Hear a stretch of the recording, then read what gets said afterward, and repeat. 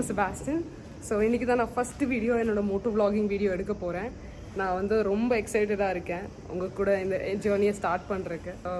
வாங்க அந்த ஜேர்னி தான் உங்களுக்கு காட்ட போகிறேன். ரொம்ப இன்ட்ரெஸ்டிங்காக இருக்கும். நீங்கள் மறக்காமல் என்னோடய சேனலை வந்து சப்ஸ்கிரைபும் பண்ணிவிட்டு பார்த்தீங்கன்னா எனக்கு ரொம்ப சந்தோஷமாக இருக்கும். வாங்க நம்ம போகலாம், ஸ்டார்ட் பண்ணுவோமா?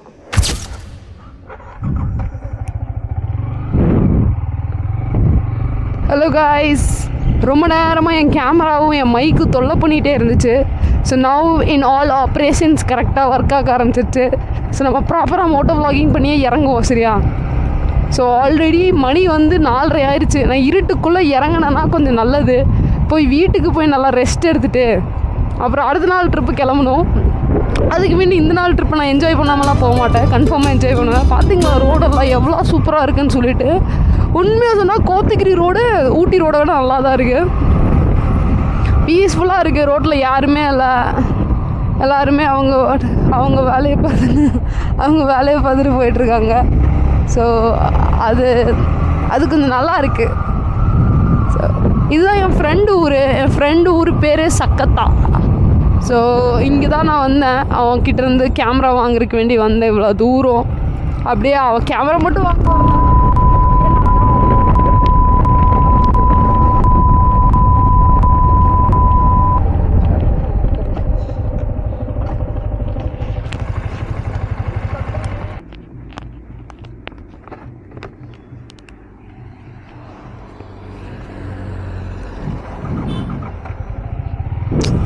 ப்ராப்பராக ஒழுங்காக ஒட்டலையா, அதான் பிரச்சனையே. இப்போ வந்து மைக்கு சும்மா கல் விழுந்துக்கிட்டே இருக்குது. மைக்கு கல் விழுந்தால் நான் என்ன பேசுகிறேன்னு உங்களுக்கு கேட்காது. அப்போ உங்களுக்கு கஷ்டமாயிரும். உங்களுக்கு வியூ கரெக்டாக இருக்கான்னு கூட எனக்கு தெரியல. வெயிட் பண்ணுங்கள், நான் ஸ்டாப் பண்ணி பார்த்துட்டு. என்ன தெரியுமா ஒரு கொடுமையான விஷயம், நம்ம என்ன பேசினாலும் எதுவுமே கேட்காதும் போது ரெக்கார்டிங்கே ஆன் ஆகலை. இப்போ திருப்பி நான் முதல்லேருந்து பேசணும், அதான் கொஞ்சம் கஷ்டமாக இருக்குது. இந்த கேமராலாம் வந்து நல்ல கேமரா தான், பட் ஆனால் ஆட்டோமேட்டிக்காக ஆஃப் ஆயிடுது. அதனால அவ்வளோ பவர் தாக்கு பிடிக்க முடியல. ஸோ அதனால் நான் இவ்வளோ நேரம் பேசினது ஃபுல்லாகவே ஆஃப் ஆயிடுச்சு. ஸோ அதனால் எதுவுமே ரெக்கார்டிங்கே இல்லை. மறுபடியும் பேசுவோம், ஒன்றும் பிரச்சனை இல்லை.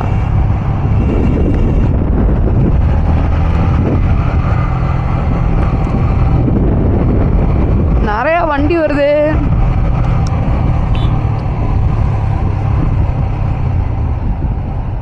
செக்கிங் போய்ட்டுருக்கு. போங்க, எனக்கு ஒரு பிரச்சனையும் இல்லை.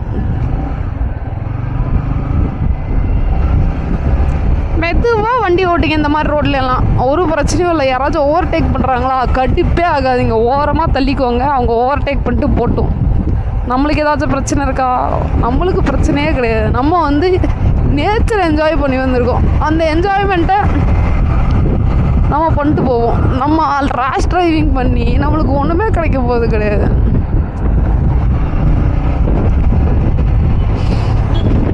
ஏதோ எலி செத்து நாத்தடிக்குது, ஏதாச்சும் செத்து கிடக்கும்னு நினைக்கிறேன். வரும்போது ஒரு வியூ பாயிண்ட் பார்த்தேன். அந்த வியூ பாயிண்ட் இதுதான் அந்த வியூ பாயிண்ட். அங்கே சக்கையெல்லாம் வச்சுருக்காங்க, பார்த்தீங்களா வியூ பாயிண்ட் எப்படி இருக்குன்னு. ரொம்ப தூரம்லாம் இல்லைங்க இறங்குறக்கு. ஆல்மோஸ்ட் ஒரு 20 கிலோமீட்டர் இருக்கும்னு நினைக்கிறேன் மேக்ஸிமம். அவ்வளோதான், சீக்கிரமாக ரீச் ஆயிடுவோம் கீழே.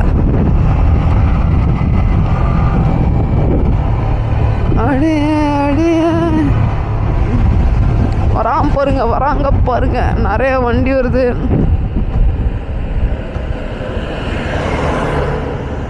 இந்த மாதிரி டைம்லலாம் நீங்கள் ஓரமாக நகர்ந்து நின்றுக்கோங்க. அவங்க ஏறிட்டு போய்கிட்டோம், பிரச்சனை இல்லை. எப்படி இருக்கு வியூ? இங்கேருந்து பார்த்தா அப்படியே கோயம்புத்தூர், மொத்த கோயம்புத்தூர் தெரியுதுல்ல.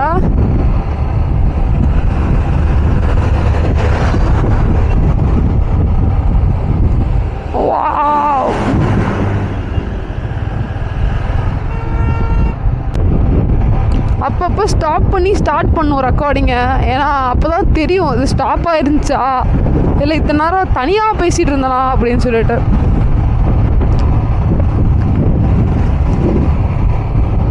நல்லா இருக்குங்க சோலோ ரைடு. உண்மையாக சொன்னால் நீங்கள் நீங்களும் யாராச்சும் உங்களுக்கு எங்கேயாச்சும் போய் பீஸ் பண்ணும் அப்படின்னு நினைக்கிறீங்கன்னா நீங்கள் உங்கள் ஃப்ரெண்ட்ஸுக்கு வேண்டி வெயிட் பண்ணாதீங்க. இல்லை யாருக்கு வேண்டி வெயிட் பண்ணாதீங்க. உங்களுக்கே டைம் இருந்துச்சுன்னு வச்சுக்கோங்க, கொஞ்சம் டைம் மட்டும் இருந்துச்சு, காசும் ரொம்பலாம் தேவையில்லைங்க. நீங்கள் நினைக்கிற மாதிரி ஒரே ஒரு நாள் ட்ரிப்பு போகிறதுக்கு எதுக்கு அவ்வளோ காசு? ஸோ பெட்ரோல் அடிக்கணுமா, ஒரு 500 பெட்ரோலுக்கு மட்டும் காசு ரெடி பண்ணிங்கன்னா அப்படியே ஜம்முன்னு போயிட்டு வந்துட்டு திரும்பி வந்துடலாம். திரும்பி வந்துட்டு லைக் நீங்களே ஒரு பீஸ்ஃபுல்லாக ஃபீல் பண்ணுவீங்க. இந்த மாதிரி ஒரு அடிக்ஷன் இருக்கும்போது லைக் நம்மளுக்கு வேறு எந்த அடிக்ஷனும் தேவையே கிடையாதுங்க. நான் ஒன்றும் பெரிய ட்ராவலர்லாம் கிடையாது, இப்போ தான் ட்ராவலிங்கே ஸ்டார்ட் பண்ணியிருக்கேன். பட் ஆனால் சொல்கிறேன், நீங்களும் ட்ரை பண்ணி பாருங்கள். உங்களுக்கும் ஒரு வேளை பிடிச்சிருந்துச்சு இந்த மாதிரி ட்ராவல் பண்ணி மோட்டோ விலாக் போடுறதுக்கு. மோட்டோ விலாக் போடணுன்னு கூட அவசியம் கிடையாது, உங்களுக்கு பிடிச்சிருந்துச்சுன்னா கன்ஃபார்மாக பண்ணுங்கள். பட் அதர்வைஸ் சும்மா பண்ணுறதுக்கே எவ்வளோ சுகமாக இருக்குது தெரியுமா? பாருங்கள், இந்த மாதிரி இந்த கர்வ் இருக்குல்ல, இது இங்கே நீட்டாக இருக்குன்னா ஊட்டி ரோடு இதோட மோசமாக இருக்கும். ஆனால் இங்கே சூப்பராக இருக்குது. இந்த காரை ஓவர்டேக் பண்ணுவேனா? பண்ண மாட்டேன். அவனே ஃபாஸ்ட்டாக தான் போயிட்டுருக்கான், நீ அவனை ஏன் ஓவர்டேக் பண்ணும்? பேசாமல் அவன் பின்னாடியே போனேன்னா நல்லாயிருக்கும்.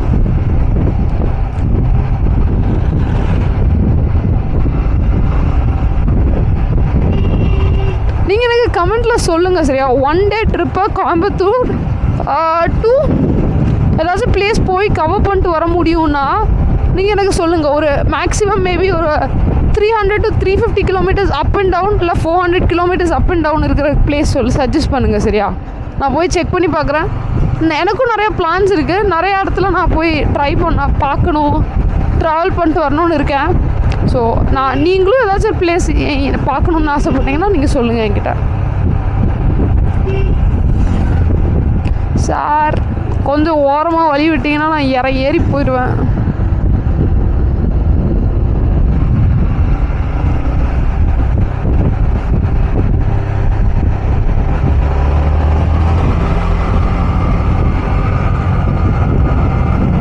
பயத்தில் என்ன பண்ணணும்னு தெரியாமல் இண்டிகேட்டர் போட்டிருக்கேன்.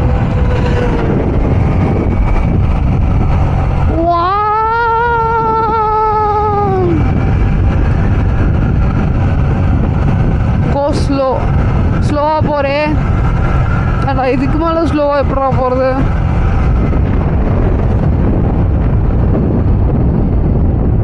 பிரேக்கெல்லாம் நல்லா பிரேக்கு, இந்த கிளச்சு, இதெல்லாத்தையும் கரெக்டாக பார்த்துட்டு மட்டும் வந்துடுங்க இந்த ஹில்லெல்லாம் ஏறும்போது சரியா? ஸோ தட் நீங்கள் இந்த மாதிரி டேர்னிங்லலாம் போகும்போது like you have to control with break R clutch. So அப்போ மட்டும் அது நல்லா பார்த்துக்கோங்க.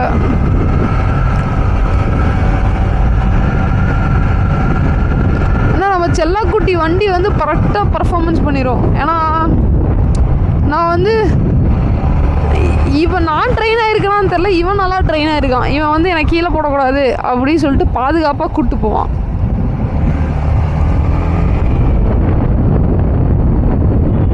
ஜென்ரலாக எனக்கு என்ன கெட்ட பழக்கம்னா, வண்டி ஒரு பாயிண்ட்டுக்கு மேலே ஓட்ட எனக்கு தூக்கம் வர ஆரம்பிச்சிடும். ஆனால் வீட்டுக்கு போனோன்னா தூக்கம் வரவே வராது.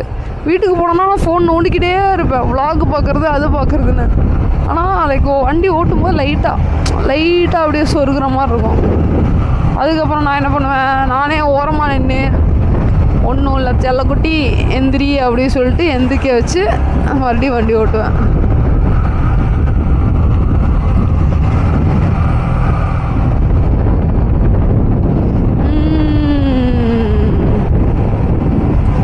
ஒரு டைம் ஸ்டாப் பண்ணி ஆன் பண்ணிக்கலாம். ஸ்டாப் பண்ணியாச்சு, ஆன் பண்ணியாச்சு. அப்போ ரெக்கார்டிங் ஆனில் தான் இருக்குது. ஸோ பிரச்சனை இல்லை, நம்ம கண்டினியூ பண்ணிக்குவோம் நம்ம கான்வர்சேஷன்.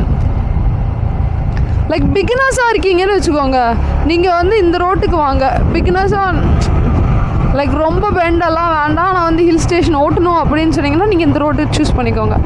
இந்த ரோடு கொஞ்சம் அட்வென்ச்சர்ஸாக இருக்கும், ரொம்ப ரிஸ்க்காகவும் இருக்காது. அண்ட் கம்பேர்ட் டு ஊட்டி, வால்பாறை அந்த அளவுக்கு ரிஸ்க் இருக்காது. ஆனால் நீட்டாக வியூ எல்லாம் சூப்பராக இருக்கும், என்ஜாய் பண்ணிட்டே வரலாம்.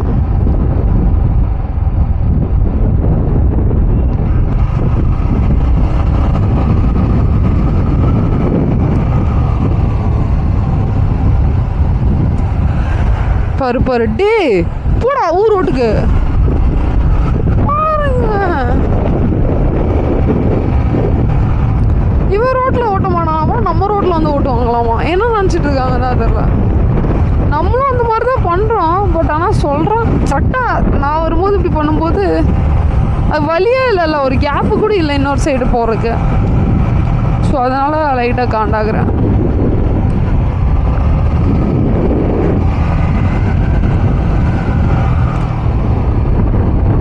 அண்ணன் பார்த்தீங்களா வந்துட்டான். விண்டியாக க்ளவுடியாக இருந்துச்சு, காணாமல் இருந்தான். இப்போ திடீர்னு அவன் வந்துட்டான்.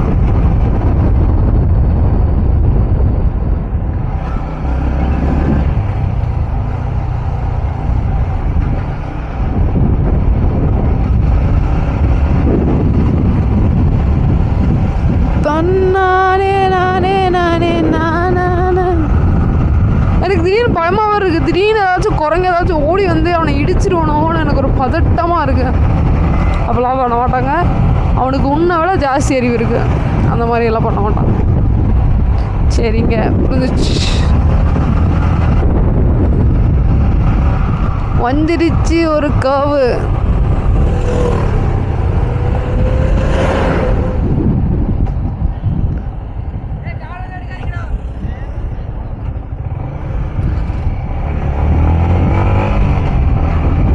இந்த மாதிரி நிறைய பேர் நின்றுருக்கும் போது கொஞ்சம் வியர்டாயிரும்.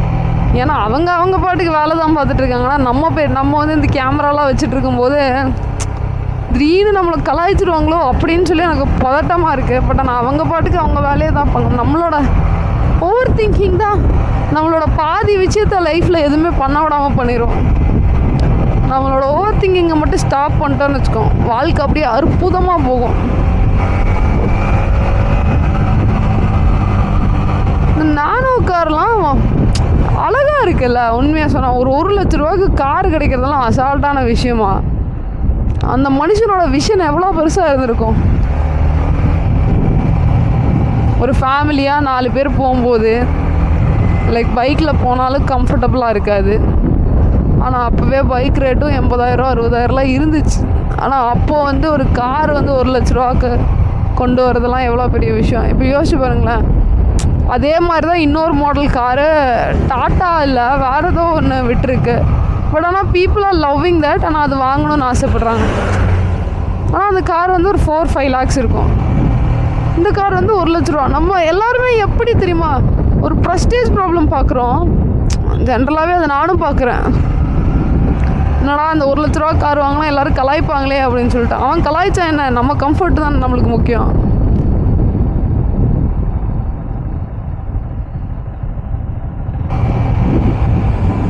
ஒரு பிரேக் எடுக்கலான் இருக்கேன். நீங்கள் என்ன நினைக்கிறீங்க? லைட்டாக கொமட்டுது.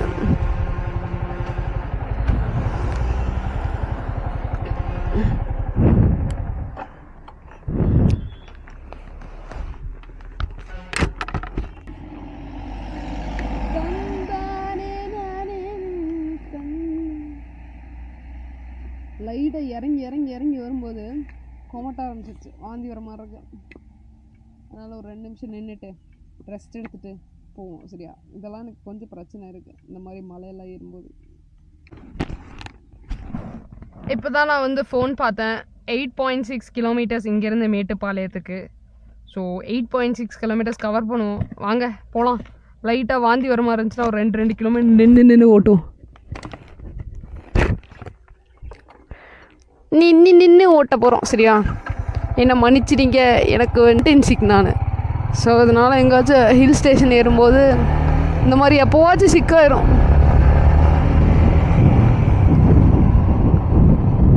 8.6 கிலோமீட்டர்ஸ்.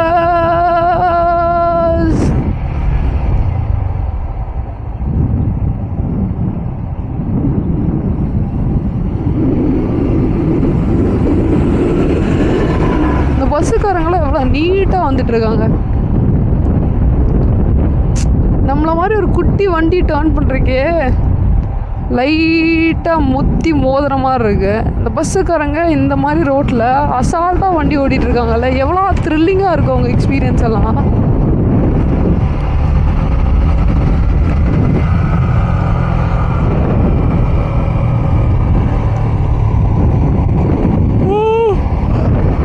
நல்லா தூக்கம் வருதுங்க.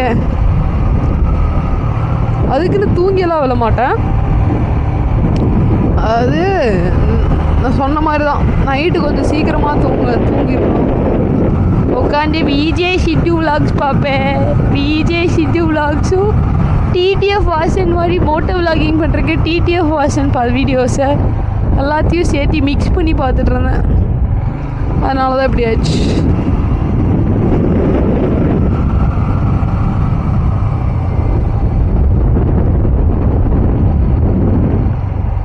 ஒரு கிலோமீட்டர் கட்டே குழந்தை குட்டியோட எல்லாருமே இருக்காங்க பார்த்தீங்களா? எத்தனோண்டு இருக்கு.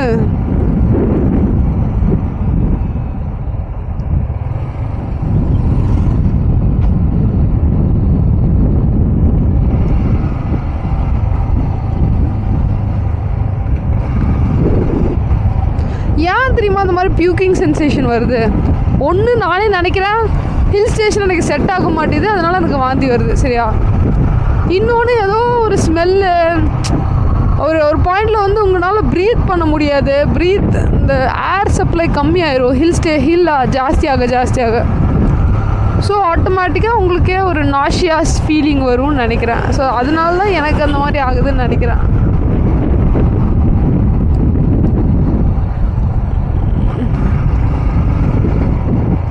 அழகாக இருக்குல்ல ரோடு. இந்த ரோட்டையெல்லாம் கட்டினது வேணால் பிரிட்டிஷ்காரங்களாக இருப்பாங்க. பட் ஆனால் அதை மெயின்டைன் பண்ணுறது நம்ம தானே.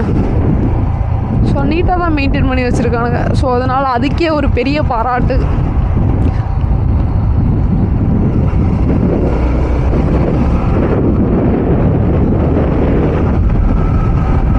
இந்த ரோட்டெல்லாம் பேர் தான் காட்டி ரோட். இந்த காவா இருக்குல்ல, அது பேர் தான் ரோடு பேர் காட்டி.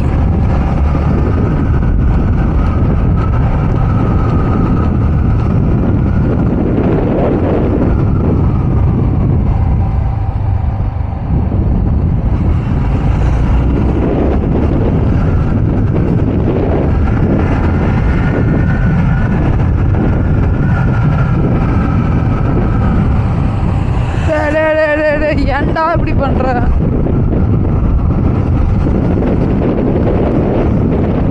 கொஞ்ச நேரத்துல தட்டி தூக்கிடுவானுங்களான் இருக்குல்ல.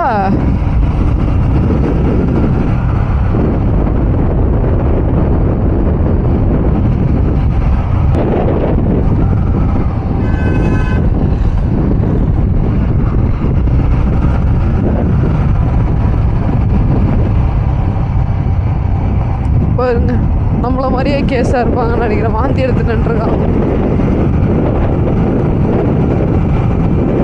ஸ்டாலின் அண்ணா வராரு அப்படின்னு சொல்லிட்டு ஒரு பாட்டு இருக்கும்ல, அந்த பாட்டு சீரியஸாகவே நல்லா இருக்குங்க. யார் எழுதுனாங்களோ இட்ஸ் லைக் வெரி நைஸ். இப்போ இதுக்கு சம்மந்தமே இல்லாமல் ஸ்டாலின் தான் அங்கே நிறையா உதயசூரியனோட பிக்சர் வரைஞ்சி வச்சுருக்காங்க. ஸோ அதனால சொல்கிறேன்.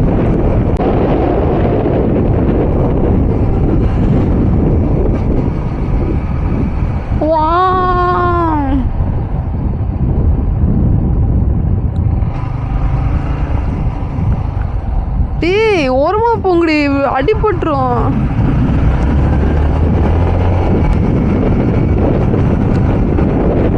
இறங்கிட்டு ஒரு மோர் அடிப்போம். சரியா? மோரும் கொஞ்சம் அது பேர் என்ன, மாங்காய் ஊறுகாவும் அடிச்சான்னு வச்சுக்கோங்க.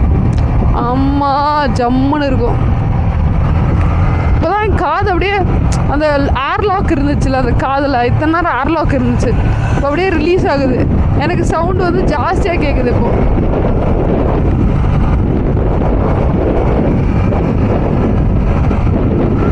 ஆல்மோஸ்ட் கீழே வந்துட்டோம்.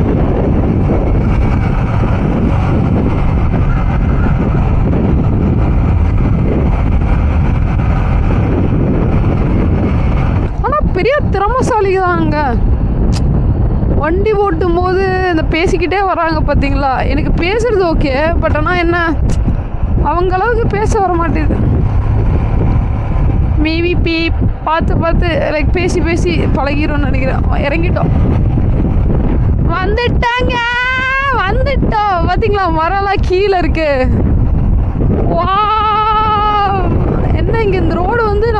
பிரேக் கூட பண்ணி ஓட்டலாம். பட் ஆனால் என்ன நிறைய ஸ்பீட் பிரேக்கர்லாம் இருக்கா.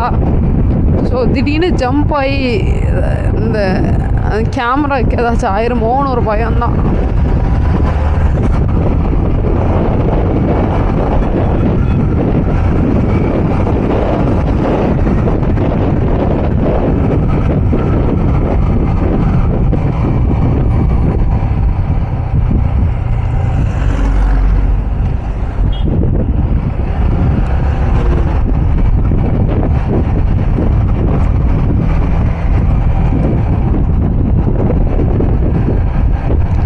கீழே இருக்க செக் போஸ்ட்டுக்கு வந்துட்டோம்.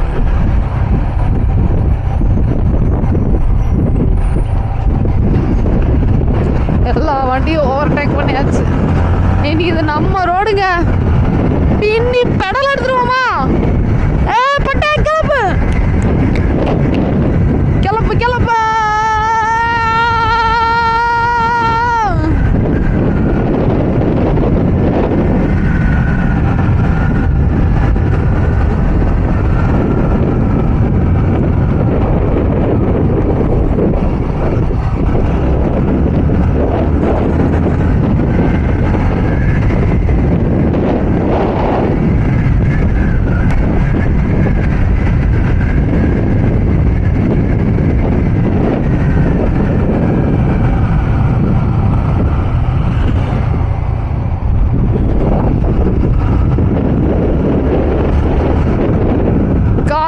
ஃபோட்டோலாம் எடுத்துகிட்டு இருந்தேன்ல, அது இந்த இடம் தாங்க.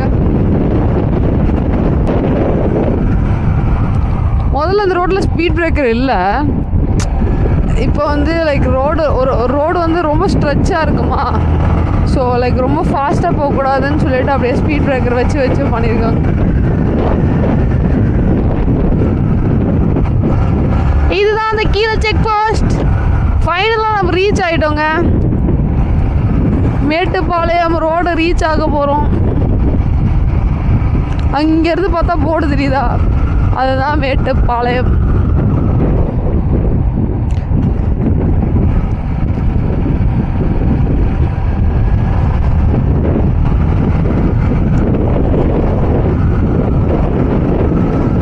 Ending my ride here. முடிஞ்சு போச்சு today's ride. I'll see you tomorrow. Thank you for all your support and love. சூப்பராக பண்ணி உங்களையும் என்டர்டெயின் பண்ணுவேன்னு நினைக்கிறேன். So thank you guys. பாய் பாய்.